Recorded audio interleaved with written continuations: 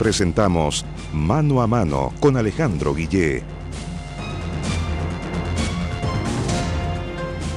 Buenas y malas noticias. Las malas es que los campamentos en nuestro país han seguido aumentando a pesar de los esfuerzos que se han desplegado. Ahí tenemos una tarea pendiente. También el Ministerio de la Vivienda está tomando las primeras medidas para, enfrentar lo que ocurrió con el caso Kodama y evitar que se les repita la historia. Vamos a conversar de estos temas y también de algunos anuncios que pueden interesar a la clase media con el ministro de Vivienda, don Rodrigo Pérez Maquena. ¿Cómo está, ministro? Bienvenido. Mucho gusto, Alejandro. Muy buenas noches. Un gusto estar aquí con ustedes. Siempre se parte por lo más difícil, pues, ministro. El caso Kodama, fundamentalmente porque lo que yo quiero saber es si a esta altura ustedes tienen en el ministerio certeza de conocer exactamente los errores que se cometieron como para que eso no se les repita. Bueno, nosotros reconocemos, y esto lo señaló el informe de la Contraloría, que hubo errores en los procedimientos de control en el caso Kodama. Y lo que hemos hecho... ¿Quién tendría que controlar acá? Bueno, ahí hay temas del departamento jurídico, del departamento de la subdivisión de pavimento.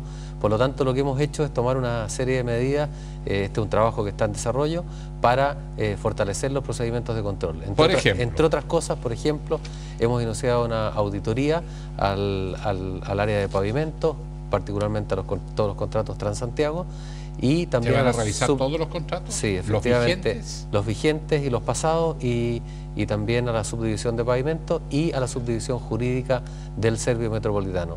También se ha introducido a todos los servicios para que cualquier extensión de contrato, cualquier juicio, cualquier problema que haya con un contrato relevante, obviamente, tengan que informar al Ministerio. Se ha introducido también para que todos los contratos se hagan con bases estandarizadas y también estamos reforzando los equipos técnicos y jurídicos del Ministerio y del Servicio. ¿Qué significa eso? ¿Con gente más calificada, más currículum? Con la mejor gente posible y también trabajando fuertemente en los procedimientos de control y de gestión. Ahora, en este mismo contexto, este es un ministerio que gasta plata, o sea, que maneja plata, etcétera. Y llamó siempre la atención no solo el hecho que ocurriera lo de Kodama, sino por el monto, que un tema con un monto tan grande no pasara por Contraloría. ¿Eso se va a repetir esa historia o ahora se siguen los caminos que llevan a la Contraloría, aunque se demoren un poquito las cosas? Bueno, yo creo que el ideal es seguir los caminos que la ley indica y ojalá tener siempre la bendición de la Contraloría en estas materias, porque como usted dice, este es un ministerio enorme. El Ministerio de la Vivienda el año pasado ejecutó el presupuesto más grande de su historia, fueron 1,3 billones de pesos, prácticamente 2.600 millones de dólares, y este año vamos a ejecutar 1,5 billones de pesos, 3.000 millones de dólares. Por lo tanto, las cifras son enormes, por eso son muy grandes. Entonces hay que tener especial cuidado en el manejo de las platas que son de todos los chilenos, en definitiva. Ahora, cuando ustedes hicieron el rastreo del caso Kodama y vieron los errores que se cometieron, las fiscalizaciones que fallaron, ¿qué certeza tienen a esta altura con la medida que están tomando que no hay otros casos Kodama de mayor, igual o incluso de menor rango, pero que estén implicando una merma a los intereses del ministerio? Bueno, hasta donde yo sé, no se ha descubierto nada que haya escapado los controles del ministerio, pero la idea, más que rastrear problemas, yo creo que es enfocarse también en el futuro. Y en ese sentido tenemos un trabajo muy importante que hacer de cómo fortalecemos los procedimientos de control y de gestión, tanto de los servicios como del ministerio, que como usted decía, mueven cantidades siderales de plata. Ahora, mi aprehensión, ministro, va porque de repente a uno le baja la sospecha que pudiese haber cierto modo operandi, por algo insinúa la Contraloría, entre líneas, ¿usted sabe cómo funciona la Contraloría? De repente de suponer que empresas que hacen negocio con el Estado, cuando son montos muy grandes, de repente un contratito no muy bien hecho, que no queda bien amarrado, a futuro pueda derivar en una serie de querellas y pérdidas para el Estado, para el patrimonio del Estado.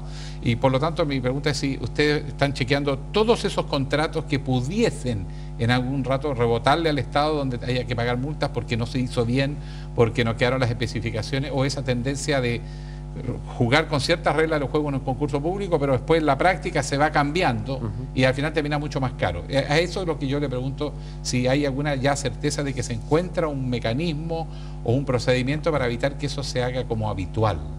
Bueno, La Contraloría señaló que aquí fallaron los procedimientos de control. Ahora, en una auditoría es imposible revisar absolutamente todo lo que ha hecho un ministerio en los últimos 5 años. Lo que se hace es selectivamente, obviamente eligiendo las cosas de mayor magnitud, se van revisando los procedimientos y los contratos de forma tal de tratar de apuntar a las cosas más relevantes.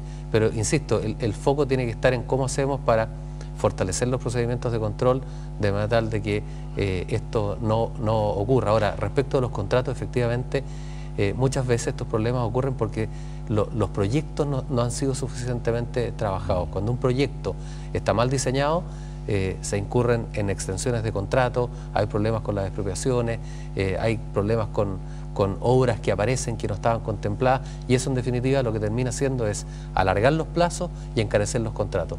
Y en ese sentido es muy importante trabajar también en que los proyectos sean mejorados antes de licitarse. Para soltarlo en este tema, ministro, la última consulta, coletazo el caso Kodama, había una deuda, un reclamo del Estado contra Kodama por 2.500 millones, entiendo, de pesos, a raíz del corredor Santa Rosa. Entiendo que eso se le va a cobrar a la empresa, porque parte del paquete de negociación de los 16.000 millones y fracción incluía, entiendo, esta plata.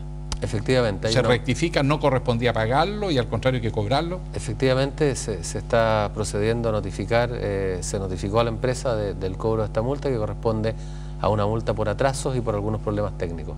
Ya, y eso, la última consulta, ¿se ha conversado con Kodama, que mal es un contratista del Estado, que me imagino querrá seguir haciendo negocios con el Estado, que no cobre la deuda, ese compromiso que está ahí, porque hay una cosa jurídica media rara? Yo ahí quiero ser bien preciso, esto le corresponde al Consejo de Defensa del Estado.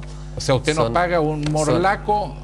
Eso lo hemos señalado y yo creo que es importante destacarlo en este caso. Yo destacaría 2 temas. Primero, que no se ha pagado a la empresa demandante, y que la defensa de los intereses públicos están en manos del Consejo de Defensa del Estado, son ellos los que definen las estrategias jurídicas, y segundo, que como me intuyó el presidente de la República, esto tiene que quedar radicado en el ámbito judicial y no distraer a un ministerio que tiene tremendos desafíos por delante, de los cuales vamos a conversar.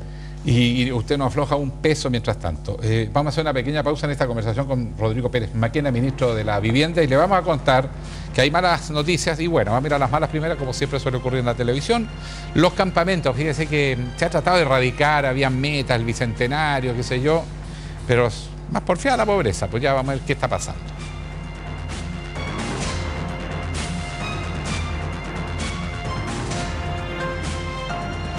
Mano a mano.